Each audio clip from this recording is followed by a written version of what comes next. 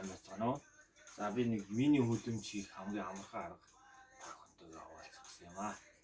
За тэгээд тэр нь болохоор бол ийм персний саваар хийн. Яагаад энийг хийх вэ гэхээр энэ нөгөө энэ зориултын хүлэмж үгүй энэ баарнууд ч ингээ заавал гялгар болохтэй. Хүнсний скотч ингээд жоо төвхтэй болчиход байдаг.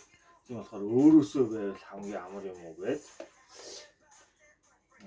усны сав 5 литрийн саваар яаж хийхийг үзүүлэх гэдэг. За тэгээд цаг хэмнэх үүднээс хайчлаа гэж үзэхээр бол голоор нь уугаад ерөөсөө ийм болчих жоо. За ийм болонгот энэ мэрзэтрийнхээ энэ хойлны нэг наашаа орсон, нэг цаашаа орсноор нь хоёр ангилж хөрөг хайжлаад. За энэ дээр нь бол мэрзэтрийн энэ хойлны гадна талын яроолтой хийж өгсөн.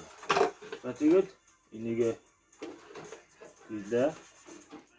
За ингээд миний хүлэмж ингэж гялгар утгахгүй хараад яж болох юм болоо. Та бүхний бас гүзээлцгэн болон энэ жижиг хүлэмж цэцэг мүцэг байж болохтой хэрэглээрэй гэж. За баяртай.